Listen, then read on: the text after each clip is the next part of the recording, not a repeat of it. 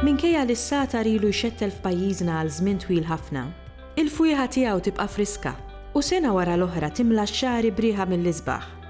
Hekk ukoll ir-rivista li ġġib l-istess isem, minkejja storja li tmur lura żmien twil ħafna, it-tifkira tagħha tibqa' friska. Bħal rivisti oħra ngħidu aħna tagħna tfal jew xedasel, is-Sagħtar saret sinonima mal-edukazzjoni primarja u sekondarja ta' ġenerazzjonijiet sħaħ ta' Maltin. Din ir-rivista ta' fil-bidu tagħha lill-Moviment Qawmien Letterarju, moviment favur Ilsienna li ħareġ l-ewwel edizzjoni tas-Sagħtar fl-1971. Dik il-ħabta, il-bord editorjali kien magħmul minn Mario Azzopardi, Frans Sammut, Joe Friġġieri u Oliver Friġġieri. Illum il-koll kittiba stabbiliti. Tajjeb ngħidu li Oliver Friġġieri baqa' jagħti semu fil-bord editorjali sal-aħħar edizzjoni, jiġifieri dik tal-2015. Mill-1976, ir-rivista għaddiet f'idejn l-MUT, jiġifieri l-Malta Union of Teachers, u għall-ewwel darba fl-istorja tagħha bdiet tiġi stampata bil-kulur.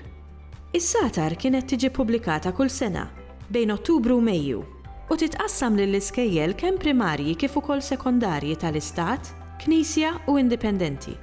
Ġieli kienet toħroġ ukoll xi edizzjoni speċjali, ngħidu aħna fl-okkażjoni ta' żjara tal-Papa Ġwanni Pawlu II f'pajjiżna.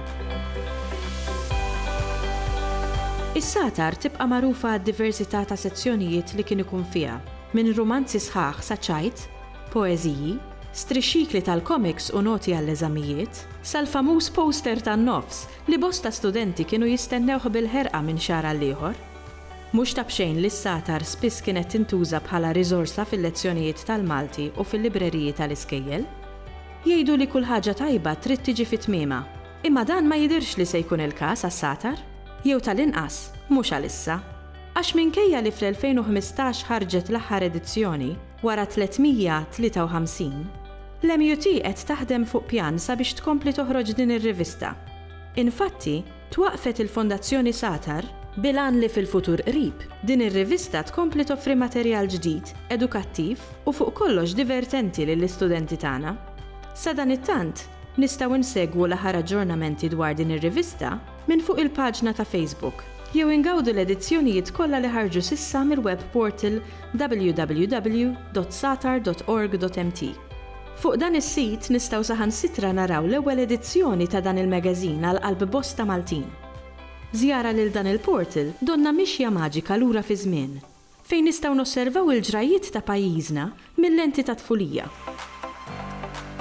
Bħalma qalet Elaine Germani, il-President tal-Fondazzjoni Sagħtar, din ir-rivista tassew hi kważi kważi patrimonju kulturali Malti.